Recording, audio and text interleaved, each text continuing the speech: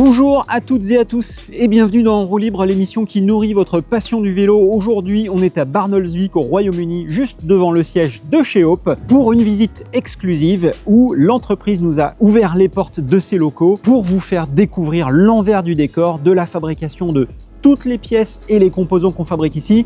Il y a de l'alu, il y a du carbone, il y a des pièces de VTT, il y a des vélos de piste et donc je vous emmène avec moi pour cette visite.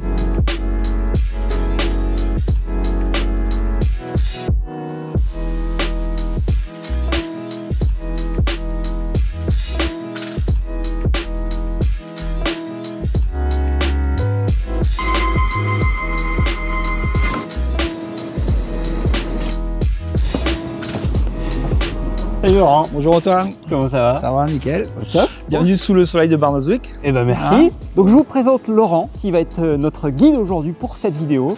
Bon Laurent, parle-nous un peu de toi et de pourquoi on est ici. J'ai eu deux magasins. Pour les plus anciens peut-être qui connaissent, c'est les magasins Torche VTT. Donc j'ai créé ça il y a longtemps, au début du VTT quand le VTT arrivait en France. Je travaillais avec à l'époque un importateur qui s'appelait Filami. Et je travaillais avec la marque Hope. Et un jour, j'ai eu la bonne idée avec ma femme de venir en plein cœur de l'hiver, ici à Barnoldswick, pour visiter l'usine. Et puis là, c'est là que le coup de cœur a commencé. Eh ben écoute, on va aller voir ça. Donc on va rencontrer Alan. Alan, ouais, c'est ça. Qui est le directeur marketing et commercial de l'usine. Eh ben on va aller voir ça. C'est parti. Allez. Hi Alan. Hi, welcome to Hope. Thanks. Okay. Thank you so much. So we'll show you around the place and see what we do here. Yes. Yeah. I'd like that. So there's a bit of a history here. We've got all the initial parts we ever made because we're an engineering company when we started, but then we did motorcycle trials and wanted disc brakes for our motorbikes to use. So we made this mechanical disc brake, all machined from solid. So this was the first one in 1989, and then we progressed that. Well, at the time, obviously, there was no mountings on forks, so we had to make our own adapters to fit onto forks and different things, so there's a lot of work involved in that. And then, by making the brakes, we also had to make hubs to fit the brakes, and the hubs actually became more popular because it was a more normal thing, whereas the brakes were quite ahead of the time for use for customers. So the hubs became popular, so we made the first rear cassette hubs as well in the early 90s, and then we progressed all different designs through to the big ones there, which are like based on motorcycle hubs. So there's a wide range of products. It all started really. Wow. And then we have this. Yes, our latest brakes, the Tech Evos. So they just arrived.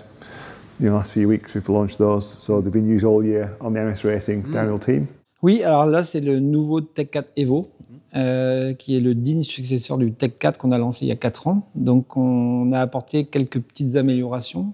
Donc ça, c'est un peu la philosophie de l'entreprise, c'est qu'on ne va pas tous les ans amener vraiment un nouveau frein. C'est quand on juge qu'on a quelque chose à apporter de mieux, on le modifie. Et donc là, c'est le lancement du Tech 4 Evo qui était lancé le 1er septembre. On a voulu avoir un toucher un peu différent. Le Tech 4 Evo, certaines personnes lui reprochaient un peu ce côté mou. Et là, on a vraiment un point de contact qui est très très précis. On lui apporte aussi 3 leviers, possibilité de fixer 3 leviers différents. On a une vis de purge intégrée maintenant pour faciliter la purge. Et au niveau surtout des étriers, ils sont plus puissants. Le V4 est transformé en GR4 et le GR4 en fait est un étrier qui va être plus compact. Et après, donc on a les moyeux pour aller avec tout ça. Voilà. Ouais. C'est un produit qui est très important dans l'entreprise. Donc, on a les moyeux seuls. On vend aussi nos moyeux en fabriquant des roues complètes. Voilà. Donc, il faut savoir qu'on vend à peu près 50% de moyeux séparément et 50% sur des roues complètes. Okay. Voilà. We see a lot of products. Can you give us an idea of what's Hope about, like all the products? Well, we've always known from machine from aluminium. That's our background. Even though we're doing carbon now, so we've diversified a little bit. But our founding's always in mechanical and CNC machined and longevity of product as well, so that all the products, every single item is replaceable as a spare part. So rather than, they're not disposable, anything we make. So we tend to make parts we want for ourselves. So over the years, we've done some very diverse products in the range, but usually it's because someone in the factory wants that product on their bike.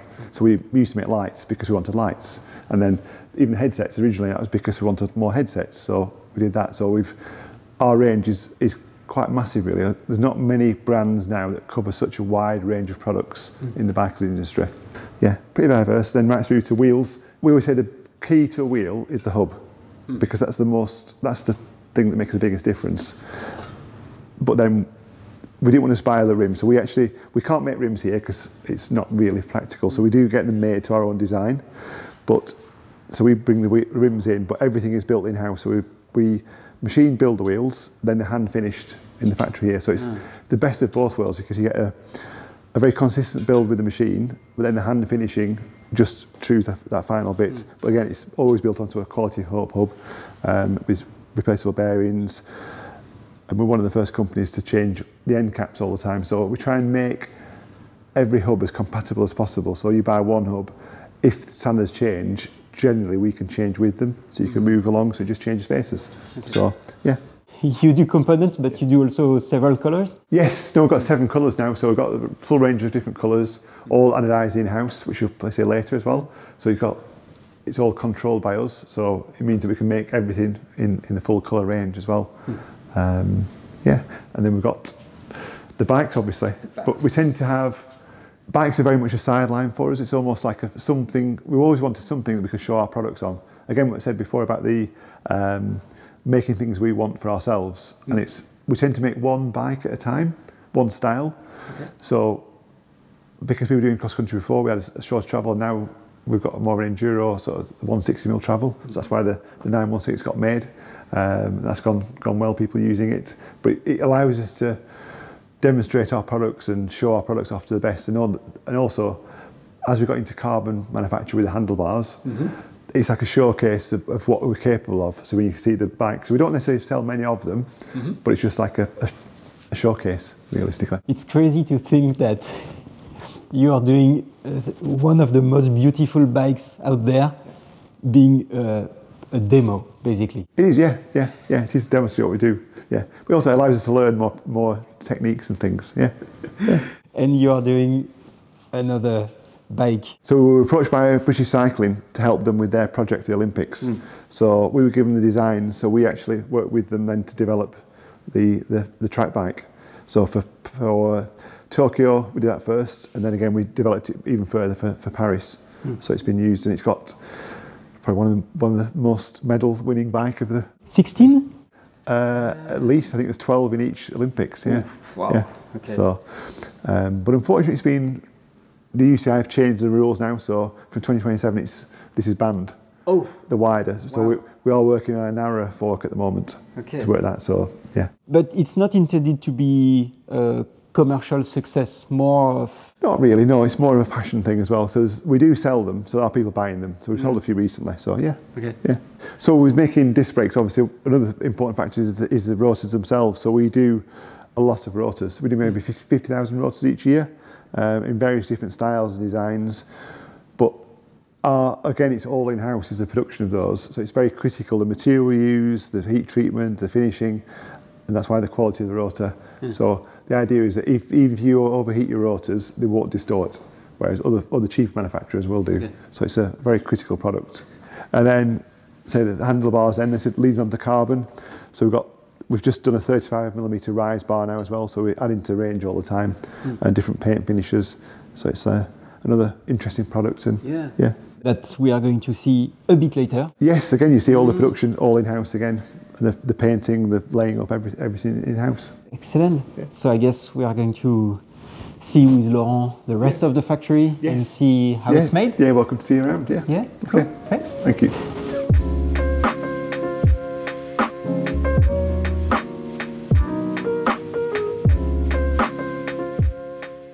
Explique-nous où on est. Alors ici, on est dans un mini muséum qui montre à travers quelques vélos l'histoire de Hope, en fait, avec voilà cette relique, en fait, c'est un orange qu'on a équipé avec les premiers freins mécaniques, en fait, fabriqués par Hope. Et déjà anodisé. Ouais. La petite touche de purple. Quelques vélos en fait iconiques. Donc là, c'est les vélos modernes qu'on fabrique actuellement. Mais bon, toujours en parlant de l'histoire. Donc ça, c'est le Pace, donc fabriqué entièrement en Angleterre avec les Hope C2. Voilà. C'est un vélo mythique, ça. C'est un vélo mythique. Tous ici seront des vélos mythiques. Oui, bien sûr. Ouais. Et celui-là, moi, il m'a vraiment fait rêver quand j'ai commencé le VTT. Et c'est vraiment un des vélos qui a nourrit, moi, ma passion pour le VTT, quoi. Donc le fameux Cannondale. Le Cannondale Fur Club, Ouais. hein, Qui a appartenu à Tracy Mosley. Tracy Mosley. Voilà. Tracy Mosley, voilà. Un magnifique orange 224. Ouais. Voilà. Pourquoi orange? Parce que l'usine est à 1 heure de chez Hope. Ok. Donc en fait, on est voisins. Très bien. Et puis plus récent, Santa Cruz V10. Ouais. Le vélo d'Adam Brighton, c'est un pilote descente qui nous a représenté pendant quelques années. Et ce vélo-là, c'est le vélo qui a fait le Dream Build, qui a eu énormément de succès. Okay. Voilà. Et donc ça, on avait fabriqué des pièces spécifiquement pour ce vélo-là. C'était pour l'époque du championnat du monde, je crois. Ok. Wow. Et pour finir, ben voilà, ça c'est le vélo qui a participé au JO de Tokyo. Après, il y a eu les JO de Paris aussi. Donc voilà. Bon, tout ça pour vous expliquer que ça c'est le passé, c'est l'actuel aussi, mais on va voir comment c'est fabriqué. Donc vas-y, suis-moi, on est parti.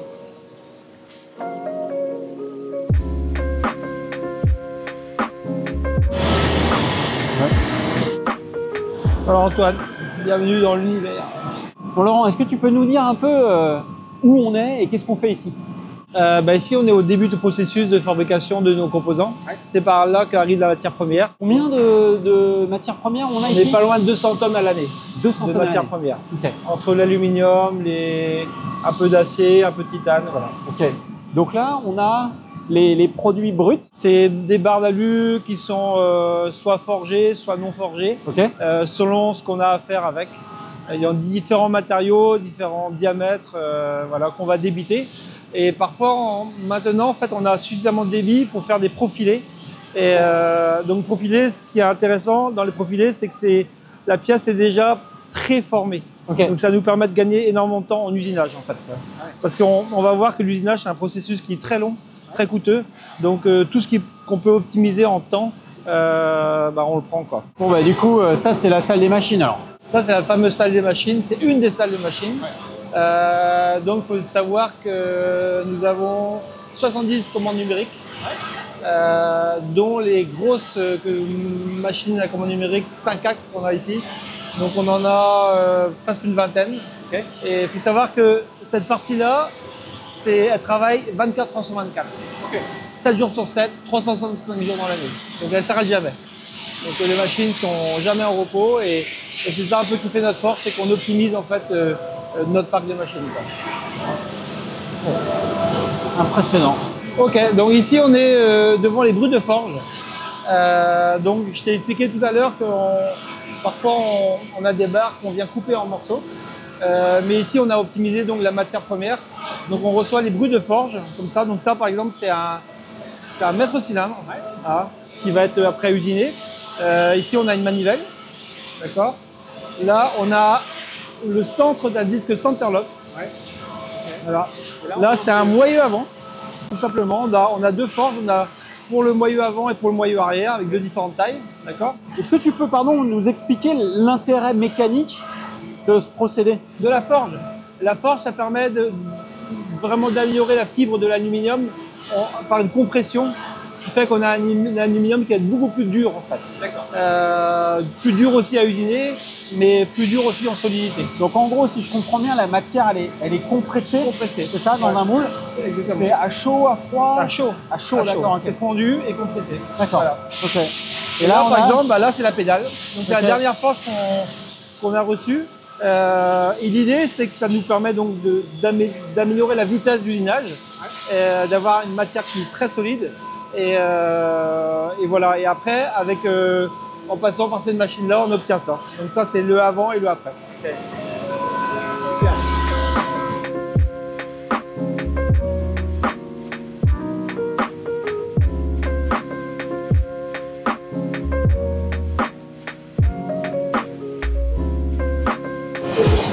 Bon, ici, Antoine, on est dans la partie polissage et bavurage.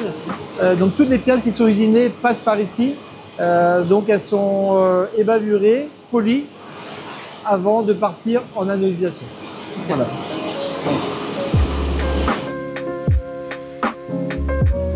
Là ici, l'idée c'est de soumettre les échantillons qu'on va prélever sur un batch de production, une série de production, pour en gros vérifier que ça respecte les tolérances qu'on a indiquées pour la production.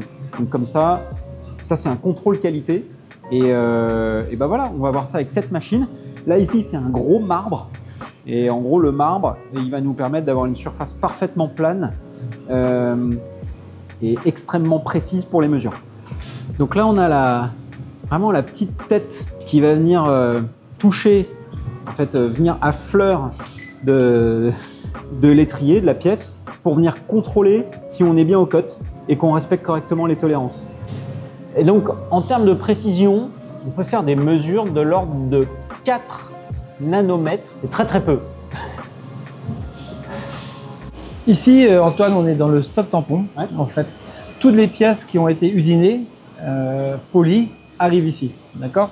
Donc du coup, on a toutes ces pièces là qu'on va en fait analyser en fonction des commandes clients. Ouais.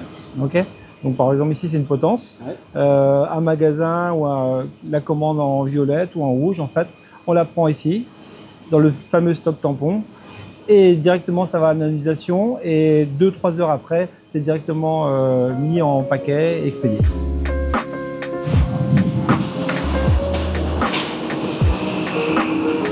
Donc voilà Antoine, on est ici dans la partie analysation. Okay. Donc c'est une partie très importante aussi de l'usine. Toutes les pièces en fait que nous fabriquons passent par ici. Okay. Okay. Pourquoi? Parce que l'analysation c'est une protection des pièces. Et en plus, nous, on a la particularité, c'est de faire 7 couleurs au choix. Donc je vais t'expliquer le process d'analysation. Ce qui est complexe, en fait, chez nous, c'est qu'on a plusieurs alliages différents qui réagissent différemment à l'analysation, différemment. Ça demande, en fait, de l'expérience. Ok. Bon, allez. Je vais t'expliquer le process d'analysation. Donc là, au départ, en fait, on met toutes les pièces sur des broches. Donc au départ, c'est un premier rinçage. Il faut que la pièce soit parfaitement nettoyée. Après, une fois qu'elles sont rincées, on va les passer au bain d'acide. Okay. On va créer des mini-micro-aspérités où le colorant va se fixer. Donc là, on va passer devant le bac. Donc ici, c'est les bains d'acide. Comme je te disais, on va créer ces micro-trous. Donc là, il ne faut pas mettre le doigt dedans, hein, parce que c'est, on y laisse, on voit plus les os après. J'ai pas prévu de le faire, mais on laisse un certain temps ici. Et après, une fois que les pièces sont préparées, on va les mettre dans des bacs de couleurs en fonction de la couleur désirée. Okay. Okay. Donc là, du coup, on a 7 bacs différents, ouais. Avec 7 temps différents d'analysation. Ouais. C'est-à-dire que le noir, par exemple, c'est la couleur qu'on va laisser le plus longtemps, ça va être 20 minutes. Ouais. Le silver, on peut laisser longtemps, puisque en fait, le silver, c'est pas très important, c'est un revêtement par-dessus, mais la couleur, c'est la couleur naturelle. Et par exemple, le rouge, on va laisser que 2 minutes. D'accord. Voilà. C'est chaque couleur a un temps d'analysation différent. Et donc à la fin, on vient rincer la pièce dans de l'eau claire et on vient sécher. Et en fait là après, elle est prête à être envoyée au laser. D'accord. Donc là en fait, il sort des bacs de coloration. Wow. Donc là on est en purple, voilà. Ah énorme. Voilà, et là c'est un rinçage. Ouais. Pour finaliser la commande qui a été fixée dans l'aluminium. En fait. Ok. Donc ça c'est fait pour être joli, mais aussi pour que la pièce soit préservée de l'oxydation extérieure. Okay. L'analysation, c'est ça, wow. Le principe. Donc Antoine, ici, on est dans la partie gravage laser. Ouais. Okay. Donc on a 6 machines de gravage laser. Okay. Donc, on va te faire une démonstration en direct et j'ai une petite surprise pour toi. Tu vas voir, elle va apparaître sous tes yeux. Allez H, bon. C'est parti. Okay. Wow. Okay. So this is the surprise. Donc là, on a des capots de mètre cylindre en roue libre. Ouais. Qu'est-ce que ça veut dire, Laurent? Bah, on va à la suite, on va voir pour la suite en fait, la petite surprise. Ok. Chaque jour son temps. Bon. Allez, hâte de voir ça. Merci H. Okay. Thanks. Thank you so much. Thank you so much.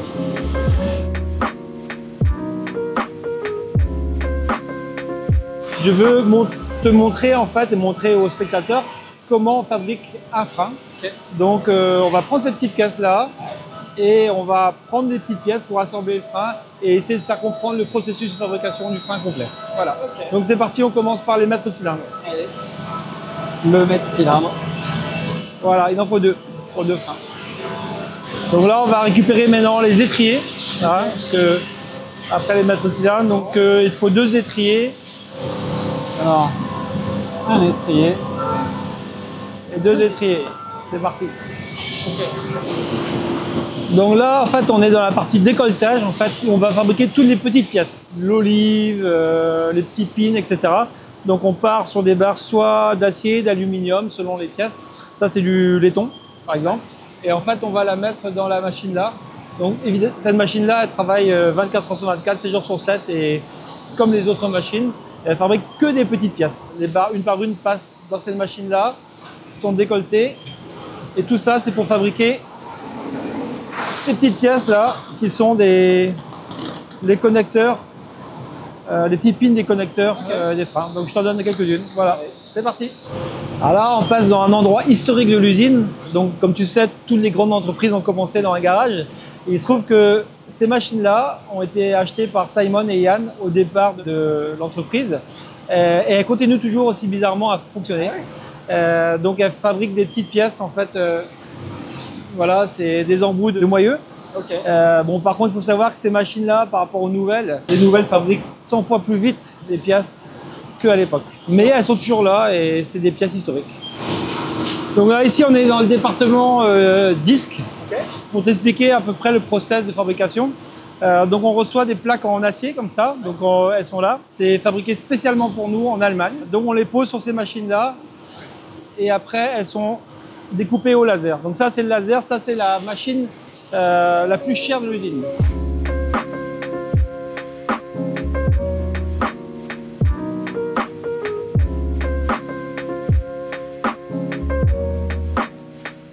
Bon voilà, c'est le résultat de la découpe laser. Donc après, on va passer au traitement thermique du disque. Donc le robot introduit le disque dans cette machine-là. C'est un four qui monte à 1050 degrés exactement. Et l'idée, c'est de créer un choc thermique pour que le disque soit parfaitement plan. Donc voilà, là, il a fini le travail.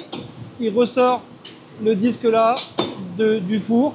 Et là, l'envoie dans cette presse qui est à 10 degrés. Donc de 1050 degrés, on passe à 10 degrés. Donc il y a un choc thermique énorme qui permet de rectifier le disque, d'avoir un disque parfaitement plan. Okay. Voilà. Donc après avoir rectifié le disque, en fait, je vais te confier à Marc qui va te montrer comment on assemble un disque flottant. Allez. Et tu vas le faire tout seul. Allez. Allez, vas-y Marc.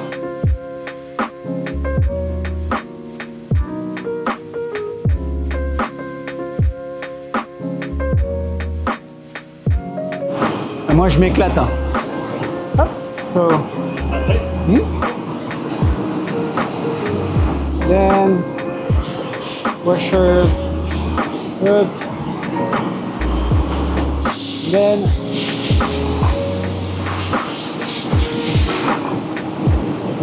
that's cool. I like it. Bon, et Antoine, ici, on est dans la partie département carbone.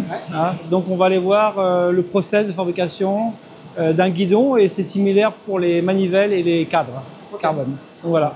Donc ici on va arriver dans la découpe laser. La découpe laser, le principe c'est que on a les layers en fait, les tissus carbone pré-imprégnés qui sont conservés dans des frigidaires parce que en fait pour pas qu'elles solidifient. Et après en fait on les met sur la table là, des découpes laser. Donc c'est une découpe très précise et après on va voir l'assemblage de ces parties-là. Et donc là on va maintenant dans la salle où on fabrique les guidons, les cadres et aussi les manivelles. Okay. Voilà. Donc là on va avoir quelqu'un qui va te montrer les petits secrets de notre fabrication. Please show us. Donc là, ce qu'il est en train de faire, c'est qu'il y a cette espèce de vessie qui remplit de poudre de silicone pour créer de la dureté, pour que quand il met la fibre par-dessus, bah, ça soit rigide. Donc ça, c'est le layer, le petit layer qu'on a découpé juste de l'autre côté avec la machine, qui va venir mettre sur la vessie. Donc là, il chauffe la vessie pour que le layer puisse bien coller dessus. Donc là, il faut bien mettre le truc au milieu. Donc ça, c'est la partie qui est à l'intérieur du guidon. En fait, c'est la cavité interne. Et donc ensuite, ils vont faire l'assemblage d'autres layers par-dessus pour constituer le guidon et ce qu'on va voir de l'extérieur. On a vu au début que Hope, c'était des freins, de l'alu, usiné, on a vu plein de machines. Tu peux nous expliquer pourquoi et comment Hope s'est mis à faire du carbone? On a fait du carbone car en fait, à la base, on sait faire de l'alu. Aussi paradoxal que ça puisse paraître. En fait, nous, on a une capacité à faire des moules en aluminium. Donc, à partir du moment où on est capable de faire des moules, on est capable de mouler des pièces en carbone. On a eu au départ, pour développer ce département carbone, qui est de plus en plus important maintenant chez nous, les conseils d'une personne qui s'occupait des Formule 1. Il nous a conseillé en fait comment développer ce département carbone. Et donc aujourd'hui, en produit carbone, qu'est-ce qu'on a chez Hope? On a les guidons, les manivelles, et évidemment une grosse partie c'est les cadres. Donc les cadres des HB 916 et des HBT, les vélos de piste. Voilà. Ça, c'est actuellement les pièces en carbone qu'on fabrique. D'accord. Et excuse-moi, j'ai oublié aussi, on a la tige de selle. Désolé. Ah, voilà. La tige de selle. Voilà. Okay. Donc, on a 3 accessoires et autrement les cadres de vélo. Okay. Voilà. Et donc, du coup, quand même, ce qu'on voit ici, c'est qu'on peut faire du carbone de manière propre. On peut faire du carbone, ce n'est pas des enfants. Ce qui est un mini clin d'œil à notre ami Max Commensal, qu'on salue, et qui, dans un épisode dans Roue Libre, avait dit qu'il était allé en Chine voir comment ça se passait et qu'il avait vu des choses qu'il n'avait pas aimées. Ici, on peut voir que les conditions de travail, elles sont hyper cool, qu'on travaille proprement, on ne coupe pas de carbone et tout. Bien sûr. Comment est-ce que c'est rendu possible? Est-ce que... Juste, il y a des normes, on respecte les normes. Les gens sont payés normalement et sont appliqués à leur tâche en fait. Et c'est sûr qu'on n'a pas la même production qu'en Chine, mais voilà, ça c'est pas notre problème. Nous on a notre vision de la production, du respect de l'humain, du respect des gens, donc on fait ça proprement. Voilà. Okay. Et puis aussi il y a le process, c'est-à-dire que là on a vu donc des layers qui sont découpés, c'est du pré-imprégné. Peut-être que le process de fabrication est un peu différent. C'est pas forcément différent, c'est que nous on prend énormément soin. On prend beaucoup de temps pour faire les choses. Et juste pour donner une idée, en fait, un cadre, c'est 8 heures où la personne va faire ce qu'il fait sur le guidon sur un cadre. 8 heures de main d'œuvre. Donc c'est très très important en fait. Okay. And so, how long does it take to make a carbon bar? Anywhere between 4 to 4.5 hours. Entre 4 heures et 4 heures et demie pour faire un guidon carbone. Ouais, c'est... Ok, c'est long. Ok.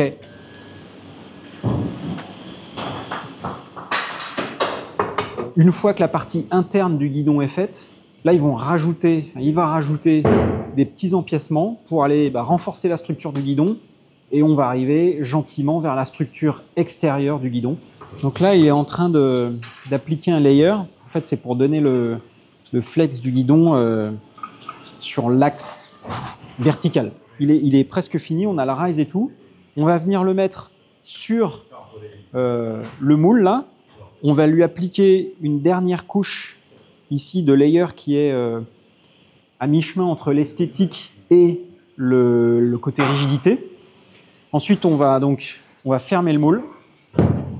On va aller le mettre au four et donc en gros, il va subir des étapes de chauffe et de mise sous pression pour coller parfaitement au diamètre extérieur. Et en fait, une fois qu'il va sortir du four, il va arriver comme ça, un peu bien démoulé.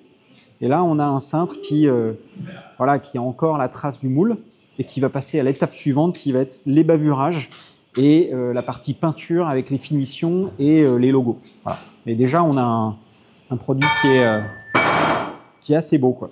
Bon, Laurent, tu peux nous expliquer ce que c'est que ça? En fait, ça, c'est les moules des roues de vélo-piste. Donc ça, c'est une roue avant. Donc tu vois, comme ça, c'est très lourd. Et on a aussi tous les cadres, donc les cadres des HBT, les cadres des 916. Donc là, ça correspond à chaque taille de cadre qu'on va fabriquer. Ah oui. Voilà, c'est ça. Alors l'avantage aussi de ça, c'est que nous, si on on voit un défaut, quoi que ce soit, on est très réactif. La majorité des marques, en fait, font faire ça en Chine ou à Taïwan. Et entre les allers-retours, entre les bureaux d'études et là-bas, ça peut prendre beaucoup de temps. Alors que nous, le lendemain, on voit qu'il y a un petit problème, on peut modifier rapidement le moule. Oui, puis c'est excessivement cher. C'est-à-dire qu'un fabricant qui a un moule qui n'est pas bon, qui doit modifier, il doit aller faire la modif, alors que vous le faites ici. Voilà. Nous, on a tout intégré et évidemment, le coût est moindre en fait et la réactivité est largement supérieure. Voilà. C'est ça l'idée.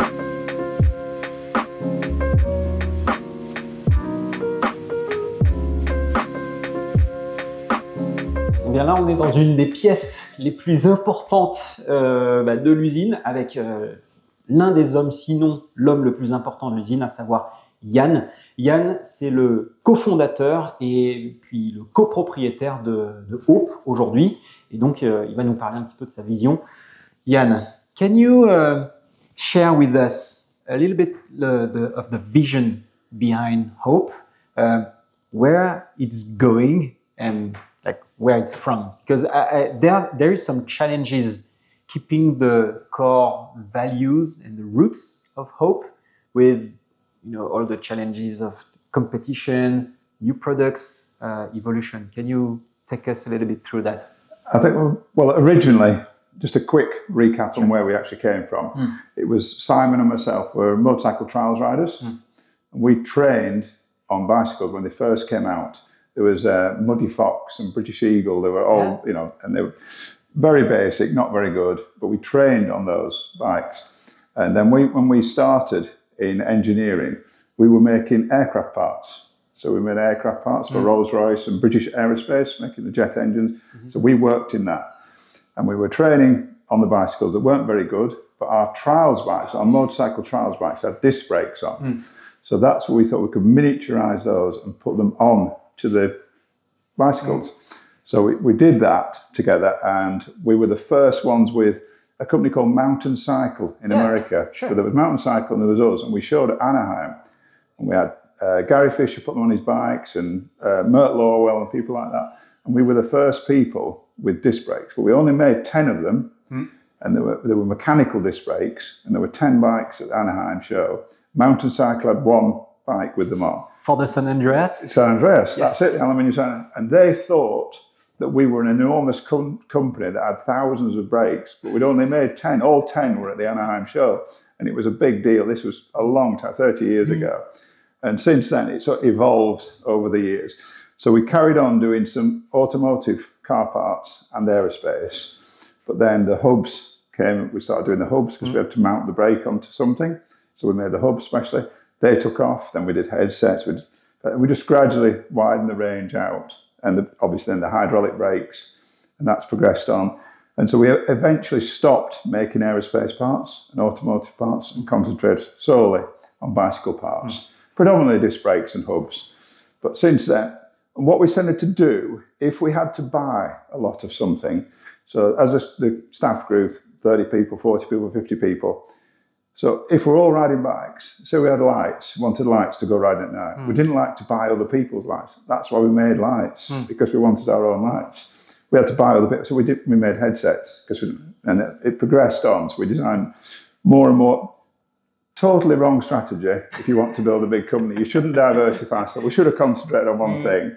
But we enjoyed doing it, and it was all about enjoying riding bikes, enjoying making parts, and it was great. So in the past, we've been in yearbook reviews where we're sort of within the top 5 or 10 product reviews on 15 different categories.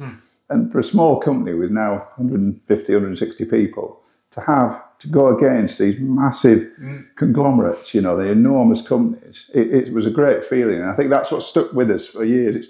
It's just nice, being able to make nicely engineered parts that work, that last. And you've seen the environment we're in, which is a bit wet and muddy and tough going, rocky. And so we make strong components. And the idea is to make parts that we don't ever get back.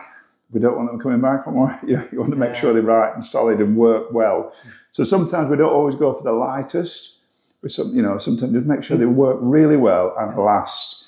And if you're a biker, any kind of biker, gravel bike, a mountain bike, a road bike, you don't want to have, you just want to ride your bike. Sure. You don't want the hassle, and that's what we are. We just want to enjoy riding bikes, and that's what and that's, I think, how it's gone forward. But over the years, we're very cautious.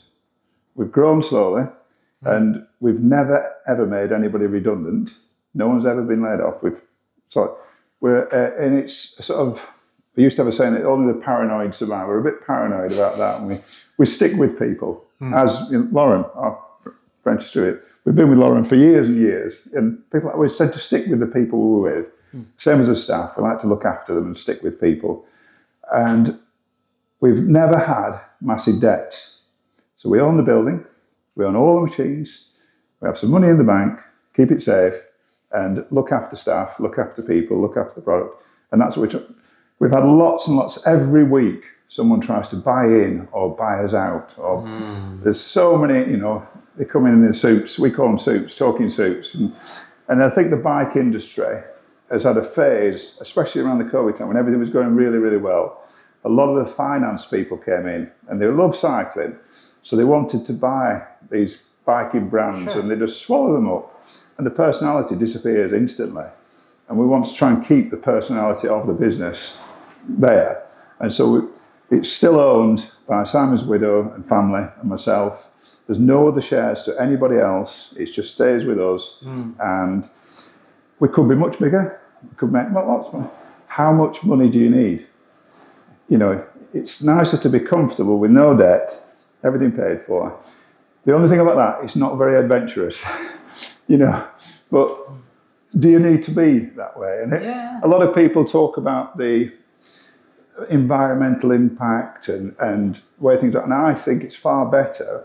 We do that with ours. Naturally, you end up doing that. If you're looking after your staff, so you want to create a good environment for your staff, you're into cycling and recycling, and we've always done it. All our materials recycled, everything's done. So we don't need to go on about it continually. Just keep clean, tidy, sustainable, and it's a natural thing. It's just a natural thing. And saying about that, a lot of companies going about that. We put solar panels on the roof just to save money. It's a cheaper way of doing it.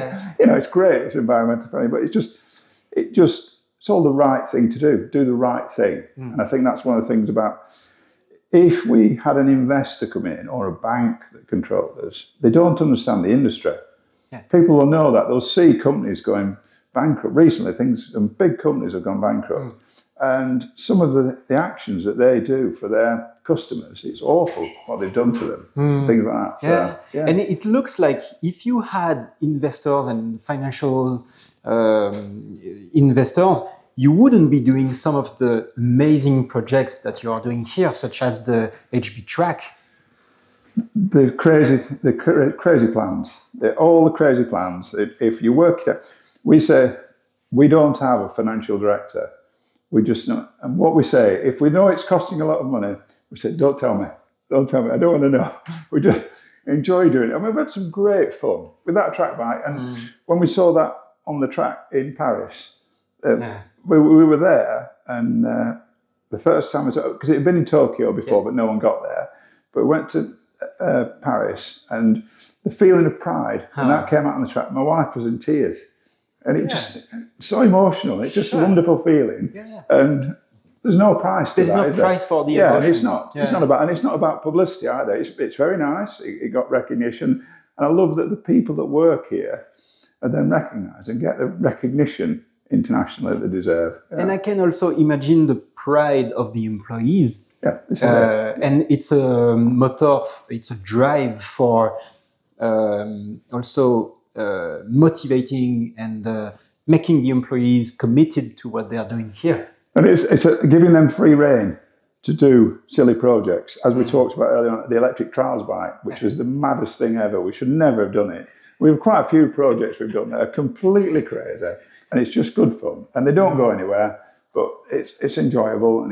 But we don't work it out. If you worked it out, luckily, an old accountant that used to help us, it used to say, and you can do these things because we have what we call a little bit of wool on our backs, a bit of money behind you, and you can do that. And if we were indebted, owing people lots of money, risking things and expanding too quickly and building big factories and going on, you wouldn't be able to do these adventurous things. So you build security, And now we own the CNC machines, so we can make creations. And how much does it really cost? That's the thing. So that's how we're able to compete. Our calipers are machined beautifully. If you see a Superbike race caliper, the CNC machine, they're €2,000 each. You know, and it's the same work that goes into it. And we've had big brake companies coming here and looking and saying they could never compete because it's all paid for. So what does a machine really cost to run? And some people won't turn the machine on unless they're getting €200 an hour. And you just don't need to do that. It doesn't work like that here because we own them anyway. One person can run 5 or 6 machines and efficiently and look after the staff. Like I said, everybody's got bikes, they all ride. So, and just enjoy it. Tell me about the presence in Barnoldsvik. It looks like it's in the DNA of the company, and it also helps you to keep grounded. Yeah. Well, really, it's all about enjoyment, enjoying what you do, and we're doing all different branches. We do too wide a range of products. We do too wide a range of things, but who's to tell us what to do? There's no one to tell us what to do. So, you know, to go from track, big companies don't go into the track. They don't mess around with the track. It's such a small thing, but it's great to see and it's exciting. But we love the gravel, we love the mountain biking, we love the downhill. You know, MS Racing, the rest of it, it's fantastic. It's really thrilled for us to see them and help them. So we just do the whole range. But we also get involved in organised events, which we shouldn't do. So that costs a lot of money. We sponsor a lot of mountain bike events. We did last weekend was the women only enduro. And with 250 women only in an enduro. We run that every year. We run the Supercross, which are 4 races, next to it cross racing. So it's a very broad range of actual races and things going on. So, and I think it keeps people interested, you know. And it's, Tell me about, like, what's your vision for Hope, considering all the past, what you've done before? Where do you think it's going to go now? Just more of the same. I have no great plan and no great plan to retire or just keep it going. Just you only sell up or get rid of it if you're short of money or you're having to work too hard and don't enjoy what you're doing. And the team here are so good. I don't work that hard anyway. I like to come and go and ride when I want to. If you can ride when you want, how do you need a plane? Do you need a boat? You don't need these things. I've got a nice van, nice house, plenty of bikes. What more do you need? You know, it's true. You don't need. You know. That makes perfect sense. Like, if you're happy with everything you have, what more do you need? But yeah, some people want more money. They want, and because they have investors sometimes, and they they chase more. But we've no need to do that because we've never had outside investors. But I like nice food. I like, you know, nice wine. I like things. But I can do all that. You don't need that extra. You know, it's enough. And money does buy you happiness. It's nice to have money, but too much, you get greedy. And you acquire more things. And I've done this before. You buy something and it actually becomes a chore. You know, you want to enjoy what you have. It's no good buying big houses, it's just more work, but not necessarily enjoying yourself. I'd rather go out and ride the bike and enjoy life rather than, you know. So it's funny that way. And I've seen people strive, and then they get over 60 and they start getting rid of it all. Actually, getting rid of things, and it's easier just to enjoy life and carry on. And I enjoy that you come in and that people here are happy with what they're doing. It's never easy. People always want more money, more holidays, more things. It's the way it works, isn't it? And we try to be as good as we can for the people that work here.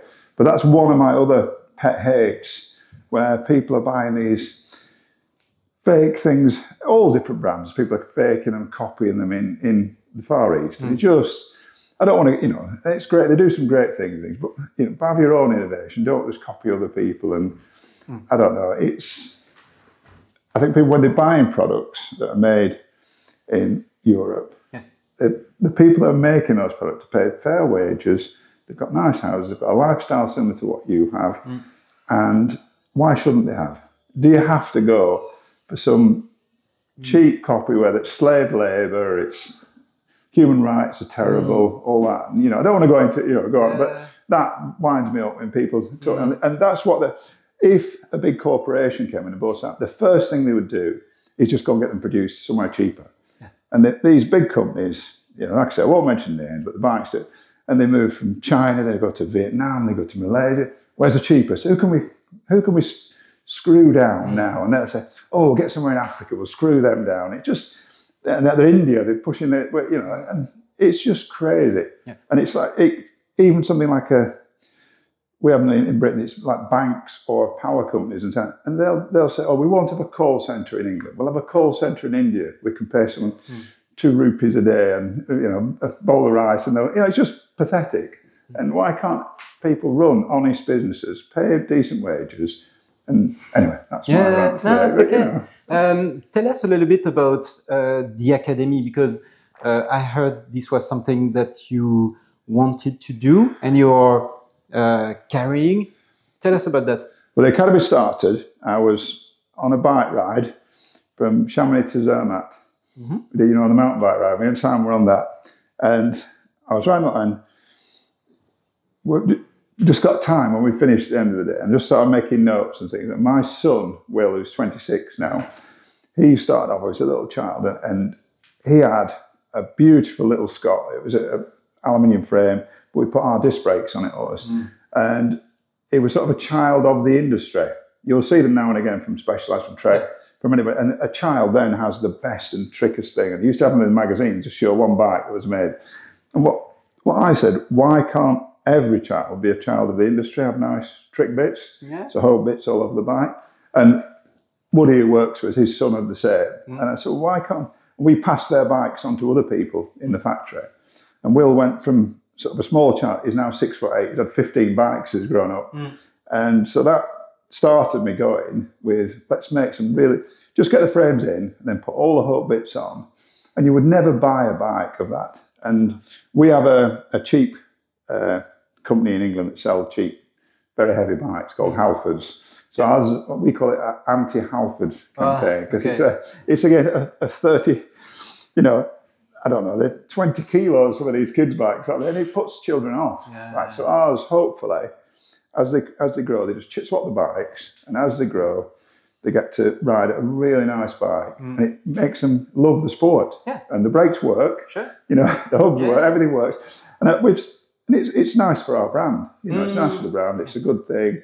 It's advocacy, because we do a lot with children and so going to schools and things and exhibitions and shows, and it's nice that everybody comes on with the kids do it. So I'm not sure it ever makes any money because we put so much into the bikes, but it's one of those things we've never worked it out. Investment. It's an investment in feeling good. It makes it's nice to see. You see an event where there's 50 kids riding the academy bikes, and if I see a picture of a child ride, I'll look to see if it's an academy bike. And you go to the forest and you're riding, and there's always 2 or 3 academy bikes there. And it's great to see these kids out doing this, and they could change the bikes. It's much better for parents, So so it was all to do with my son growing, being really tall as he's grown. So Thank you so much, Ian. Thank you so much for your time and what you do here. Yeah. All right. No, thank you for coming and filming it all and seeing what we do. Okay. Thank you. Thank you.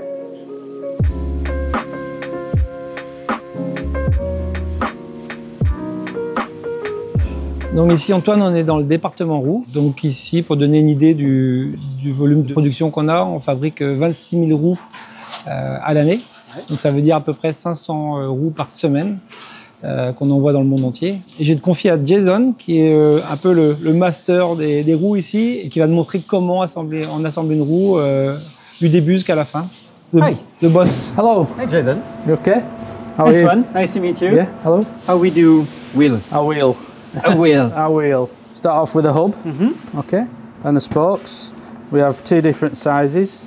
Okay. We have the short one on the left side and the long one on the right side. Okay, I'll show you to start. We just pick out and Quand tu regardes, regarde comment il tient les haillons. Okay. Like chopsticks. Wow. You can start anywhere you want on this flange here. You've got to make sure that it goes in every other hole. Okay? Okay. Yeah? Simple. Oui. Yeah. Next, the long ones. So right there. Yeah, once you've got that in there, you can't go wrong. Okay. Okay, so then we good strong grip. We're doing this side again. Okay. So this is the long side still. Okay, these are long spokes. Okay. So we go tit tit tit tit. So good strong grip. Okay. Okay. Just try with one. It's very difficult. Just start with one. Lay it on the table. There we go. You can let go. Okay. So we just have to finish off with this side, which is the short side. Okay. You just slide them through. Okay. On the table. On the table. Okay. Next step. So what we do now is we just pinch the spokes and we just lift straight up. Okay, and then we just give it a shake. So they all drop down. We grab them like that, whip it over really quick, do the same, and then even them out. Half and half, half and half. Okay. Does that make sense? Yeah. And then the special O-ring from the bottom bracket. And voila. Et voilà. Okay. Okay, next stage. The machine. We have 500 different programs. Okay. 500 different wheels. The machine will adjust, and then that's it. We're away.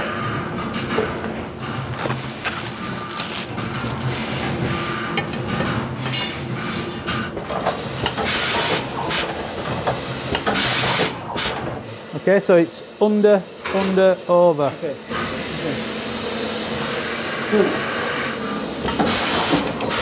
This one, and nope, nope.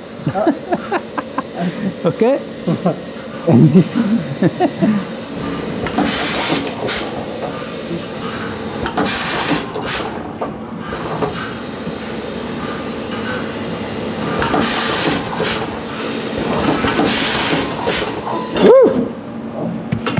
Bravo. Faut quand même avoir les yeux en face des trous, hein. So from this point on, it's all automatic. Okay. Okay, so if you let this go, it'll go into this machine. This machine's going to bed the spokes in. So if you look in here, so it's just bedding the spokes in to the hub. This machine's automatic. This will identify whatever wheel you put in. What's happening here is we're doing a general tightening. It'll go around the wheel once and tighten every spoke up to bring the tensions up. If you build the tension up too quick, it's a bad wheel, it's going over. So we're little bits all the way around, and again to bring the tensions up, yeah? Okay? Excellent. Good. Every wheel that we do is finished by hand. Okay. We don't put them straight in a box. They have to be inspected, checked. We have to check the tensions that are even to see if they're even. Sorry. Okay. Bang on. Perfect. So they're all very, very close. That's from the machine. Ah, y a rien quoi. Voilà. Il y a un petit rien qu'on va aller corriger. So I'm going to tighten this spoke and it'll bring the rim over a little bit.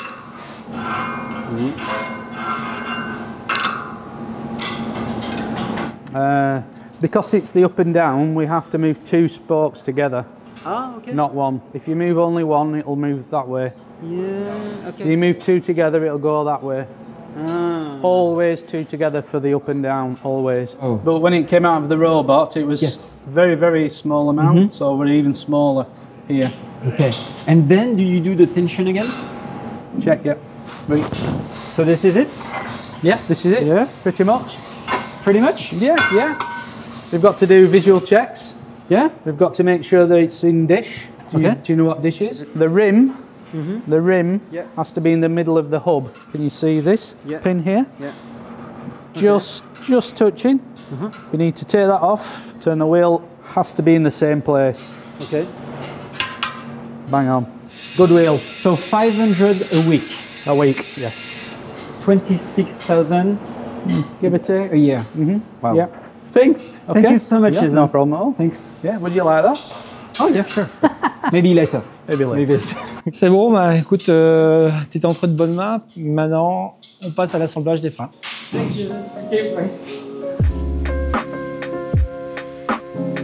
Bon Antoine, écoute, on arrive au département assemblage. Donc ici, il y a une trentaine de personnes qui travaillent. Je vais te présenter Woody. Donc Woody, c'est celui qui dirige un peu ce département. Ça fait 28 ans qu'il travaille chez Hope. Pour la petite anecdote, il est champion du monde Enduro Master. Et il connaît parfaitement tout le département. Donc voilà. Hi, Woody. Morning. Good morning. Morning. Yeah, welcome to assembly. So what do we do here? This whole process here is obviously everything's been made in the engineering bays and gone through the process, and this is the whole assembly team really. So every Hope product that goes worldwide pretty much comes out of this room. So yeah, so a lot of pressure. A lot of pressure. Yeah. Any quantity? You told us a little bit. I mean, I dread to think how many millions of parts come through here, and Action maintenant, on t'a fait des petites pièces là, tu vois les petites pièces qu'on a fait. Donc maintenant l'idée c'est que Woody va te montrer comment on assemble un frein. Ok. Donc on va assembler le nouveau Tech Evo qu'on a lancé 1er septembre là. Bon courage. You show me? yeah, I show you. Yeah. So Yeah. this is So you're gonna build this? Yes. Yeah. Okay. You're cheating because some of these sub-assemblies are already made, eh? This one first? 17. Ah, that 7. one. Ah, ok. Ben là, je mets le joint. Sorry for that. Yeah, I know. We'll be going out of business if it goes this slow. Donc là, il y a deux types de joints. Il y a le joint de 17 et le joint de 18. C'est les nouvelles tailles de l'étrier GR4 sur le frein Evo. Et en fait, ce qu'il y a d'assez cool, c'est que ici, évidemment, on peut produire tous les outils qu'on veut. Et donc, ils sont venus avec une petite tige qui est faite à partir d'un serrage rapide et qui leur permet de monter les joints plus rapidement et plus précisément. Contrôle du travail. On dirait que t'as l'air d'avoir un peu de mal. Hein. Ouais, ça va. How you feel? Hey, good. Look. You're still young. Ah, it's okay. Nice and square. Yep. Yeah, very small amount. Perfect. Now, just try and hold that nice and.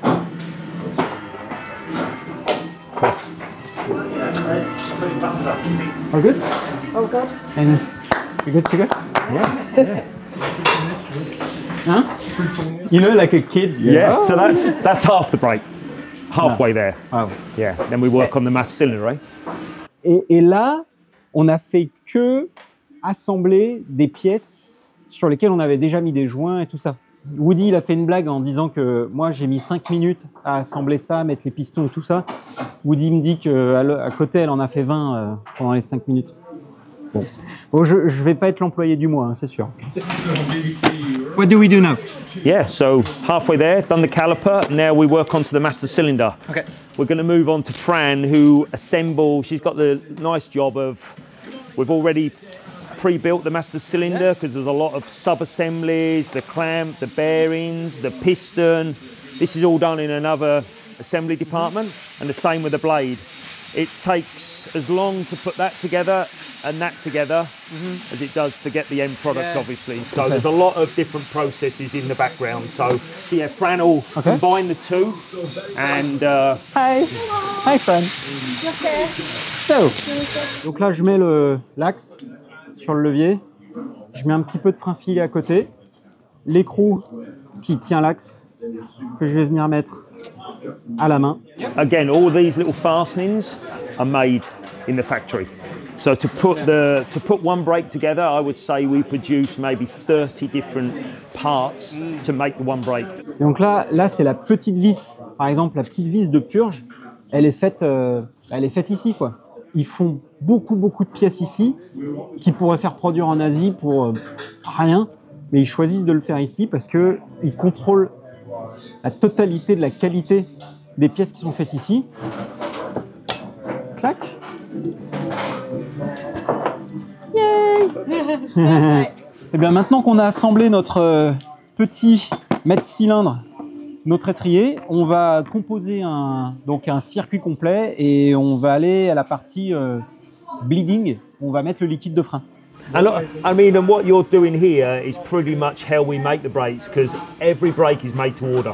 We don't have any stock because of the combinations. You can make, you can have silver bodies or black bodies with all the 7 different colours. So we don't have enough room in the factory to actually stock enough shelves. So we make every brake to order. À la suite. À la suite. Comme Hope vend au Royaume-Uni et en Europe, et que, comme vous le savez sûrement, au Royaume-Uni, ils ont le frein avant à droite et nous, on a le frein avant à gauche. Pour éviter différentes références, en fait, ils ont aujourd'hui une longueur de durite pour tout le monde. Et donc, charge au revendeur et charge à l'utilisateur de couper sa durite à la taille pour avoir son frein et sa durite à la bonne longueur. Et ici, on assemble donc à peu près 1000 freins assemblés par semaine. Donc ici, c'est le poste où on va venir mettre le frein, mettre le liquide dans le circuit et également le mettre sous pression. Et ils utilisent un système qu'on voit ici et qu'on ne voit pas de l'autre côté, mais qui est relié à une espèce de pompe à bière presque, qui va venir mettre le liquide dans le frein et également le pressuriser. Là, on a le liquide qui rentre dans le circuit. Il va venir pousser les pistons de chaque côté pour pouvoir chasser toutes les bulles d'air. Et une fois que ça sera fait, que toutes les bulles d'air sont parties, il va aller le mettre sous pression avec sa petite pompe, quoi. Ce qui est marrant, c'est que après le bleeding, après la purge, en fait, ils vont venir nettoyer le kit dans un bain d'eau chaude. Et ensuite, ils vont le faire sécher dans une grosse armoire, 30-45 minutes. Voilà. Donc ça chauffe, ça sèche, et comme ça, le frein est clean. Bon voilà, Antoine, on est maintenant au cœur du réacteur, en fait, dans le stock. Donc là, c'est le stock monde, en fait, ici. Pour te donner une idée, on expédie 200 à 300 colis par jour d'ici, dans 30 pays différents. On a un système relativement particulier par rapport à d'autres entreprises, c'est qu'ici, on a un flux tendu. C'est-à-dire que toutes les pièces que tu as vues et qui ont été assemblées, construites, en fait, arrivent ici, mais correspondent à une demande spécifique, en fait. Pour donner une idée, on a 4000 références de moyeux entre les cordes roues libres, les couleurs, etc. On les a pas en stock. Donc 4000 options de moyeux. Options de moyeux, en fait. Et l'idée, c'est qu'on va fabriquer les moyeux en fonction de la commande d'un client à travers un magasin. Donc on a un flux tendu, donc c'est assez unique. Et on a développé ce process là au fil des années, mais c'est vrai que c'est assez spécifique. Voilà. Et ce que je vois aussi, c'est que, mine de rien, l'organisation est assez artisanale. C'est-à-dire que c'est pas tout robotisé, non, informatisé. Exactement. On est très flexible par rapport à la demande. Puisque dans le vélo, en fait, ce qui caractérise le milieu du vélo, c'est les standards. On a beaucoup de standards différents. Donc, on se doit d'être flexible. Et en plus, nous, on a rajouté une problématique là-dessus, c'est qu'on a 7 couleurs au choix. Donc 7 couleurs au choix, plus toutes les différentes petites pièces, voilà, fait qu'il faut qu'on soit flexible, en fait. Bien sûr.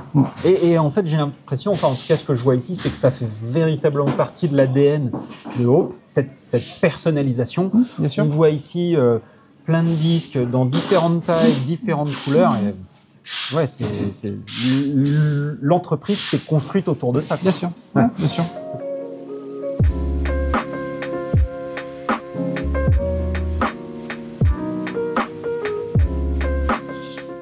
Donc nous voilà dans le bureau des ingénieurs, en fait, où tout commence. Ok. Et écoute, je vais te présenter Guillaume, en fait, qui est l'autre Français de l'usine. Allez. Salut. Salut Guillaume. Ça va? Ça Laurent. Oui. Bon Guillaume. Ouais. Français, ingénieur chez Hope. Est-ce que tu peux nous parler de ce que tu fais ici et de ton histoire un peu avec la marque? Eh ben, je fais partie de l'équipe de conception avec les autres gars qui sont en partie ici, parce que les autres sont partis rouler. Hein. Donc toi, tu es arrivé chez Hope quand? En 2002. En 2002. Ouais. C'était mon stage de fin d'études et j'ai prolongé un petit peu. Quoi. toi, ton domaine d'action, c'est les freins et aussi les vélos. Ouais. On a aussi vu du coup le nouveau Evo. Est-ce que tu peux nous parler brièvement de l'esprit derrière cette nouvelle version? Qu'est-ce que tu avais en tête? Qu'est-ce que vous aviez en tête?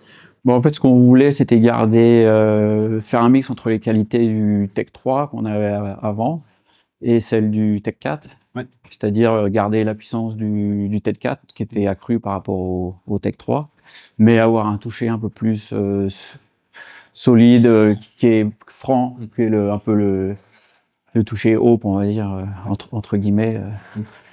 Donc là, on a un toucher beaucoup plus franc qui fait tac-tac. Après, c'est surtout les choses que tu remarques sur le parking quand tu fais le truc, parce que Bien sûr. Oui, comme beaucoup d'autres choses, dès que tu roules, Mais même dès que tu arrives devant un vélo, moi, le premier truc que je fais, c'est que je touche les freins, même avant de m'intéresser au vélo. Oui. vois. Ici, il y a beaucoup d'accidents comme ça, parce qu'il n'y a pas de plaquettes ou des trucs comme ça. Mais c'est vrai que systématiquement, quand on passe devant un frein, donc on a fait évoluer le mètre cylindre et aussi les étriers. Et aussi, vous avez ajouté une vis de purge sur le mètre cylindre. Oui, pour avoir plus d'options sur la façon de purger le frein, quoi. On peut faire à l'ancienne façon moto, juste en ouvrant le réservoir, sans rien d'autre, avec le petit entonnoir sur le réservoir, ou alors maintenant avec la petite vis de purge. Donc il y a trois façons, trois options. D'autres produits sur lesquels tu bosses en ce moment, des choses dont tu peux nous parler? Bah oui, il y a d'autres. Comme on va arrêter le V4, on va essayer d'avoir un autre étrier qui va pouvoir prendre le disque ventilé. Après, on a plein d'idées de différents disques et tout sur lesquels on bosse, mais c'est tout un peu en phase de test, donc il n'y a rien de... On verra si ça sort ou pas, quoi. On verra ça un petit peu. En fait, en général, on a toujours... sur nos vélos, on a des pièces... Enfin, moi, mon vélo, c'est juste un patchwork, quoi. Il n'y a rien de... Hormis les couleurs, il n'y a aucun composant qui est un peu en production. J'ai des bricoles. Des fois, c'est juste un piston différent, un truc. D'accord. Et on a un peu tous pareil. Bon, donc dites-nous également en commentaire si vous voulez entendre Guillaume dans un prochain épisode d'En roue libre pour parler vraiment freinage et technique pure freinage, parce que Guillaume, c'est un puits de science. Là, on parle 3 minutes avec lui, mais j'ai pu passer un petit peu de temps et franchement, ça va très très loin. Et en plus, avec un côté didactique, moi, qui m'intéresse et qui, je suis sûr, vous intéressera. Donc, dites-nous si vous voulez entendre Guillaume dans un prochain épisode d'En roue libre pour parler de la science du freinage. Guillaume, est-ce que tu peux nous parler de ce qu'on va regarder ici? Eh ben, je vais te faire voir un petit peu comment ça se passe quand on teste un frein sur notre banc d'essai. Ok. Donc, nous, en général, maintenant, on a une procédure d'essai qu'on répète toujours. On répète toujours la même.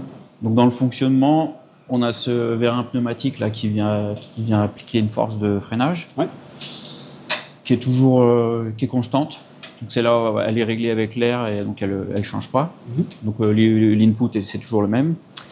Et après, on mesure la pression de freinage avec ce capteur. Et là, l'instrumentation, on a 2 mesures de température sur le disque. Il y a celui-là, tu vois, c'est un petit patin là, qui frotte sur le disque.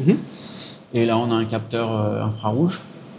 Et après, on mesure tout simplement la température de l'étrier ici. Donc ça, c'est les mesures de base qu'on fait. Après, des fois, les fabricants de plaquettes nous demandent des températures un peu plus spéciales sur la plaquette. Donc on va percer un petit trou et mettre des capteurs ici. Ok. Mais là, ça, c'est la config de base. Excellent. Voilà. Et donc, on obtient des mesures de température du disque, de température de l'étrier, de pression dans le levier. Et on a notre data. Ouais. Okay. Et aussi, on mesure, un truc qui est important, on mesure le torque, le couple de freinage. Ouais. Couple de freinage. Ok. Et ben. En avant. C'est parti. Donc là, j'ai mis une plaquette, j'ai mis des plaquettes métalliques parce que comme on va faire chauffer après, c'est mieux. Ok. Voilà le coefficient de friction. On est à peu près à... Le coefficient de friction, tu sais, il varie entre 0 et 1. 1, ça voudrait dire que si je mets 100 newtons comme ça, j'ai 100 newtons qui freinent comme ça. Et 0,5, ça veut dire si je mets 100 newtons là, j'ai que 50 qui freinent comme ça. C'est comment c'est transmis. Donc plus c'est haut, plus c'est proche de 1, mieux c'est quoi. Et ça, on y arrive. Avec les plaquettes métal, typiquement, on est tout le temps voilà, vers 0,45, 0,5 max. Et les plaquettes organiques, tu arrives à aller plus haut, peut-être 0,6, 0,6, 0,65. Et après, tu as le même coefficient de friction qui s'applique sur ton pneu, sur le sol. Oui. 1, ça voudrait dire ton truc, toute la force de freinage, elle passe. Ouais, mais du coup, 1, tu dérapes. Ah bah si c'était... Enfin oui, voilà. Parce que des fois, les gens, ils regardent la force de freinage brute comme ça, mais tu es toujours limité avec à quel moment ton pneu il va déraper. Oui, donc tu relâches. Ok. On est monté au début, après c'est... Ça, c'est toutes les 30, 0, tout ça. Là. Ouais. Du coup, la température du disque, elle est assez constante.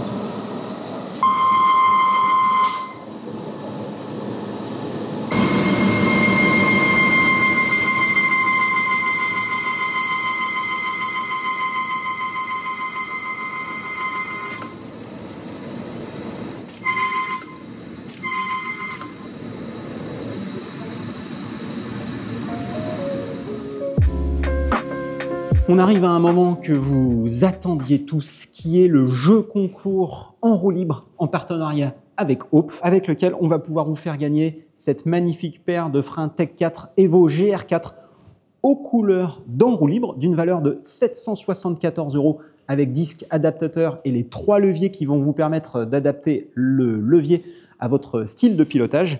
Et donc pour participer, voilà les conditions. Ça va se passer sur Instagram et Instagram seulement. Vous suivez les comptes en roue libre, Hope France et Hope Tech. Vous likez la publication, vous taguez un ami qui aurait bien besoin de changer ses freins et on va vous demander une info, et une info précise. C'est au degré près la température à laquelle on a fait chauffer le frein Tech 4 Evo GR4 avec Guillaume, qu'on a vu un petit peu avant. Toutes les conditions sont dans la description de la vidéo YouTube et on vous retrouve sur Instagram. On arrive au terme de cette visite. Comme vous avez pu le voir, Hope, c'est une entreprise vraiment unique de par son organisation, de par le procédé de fabrication et de par les produits qu'elle fabrique. C'est une entreprise à taille, on va dire c'est une industrie, mais qui est capable de fabriquer des pièces uniques avec des coloris, avec des gravages, avec vraiment des particularités uniques.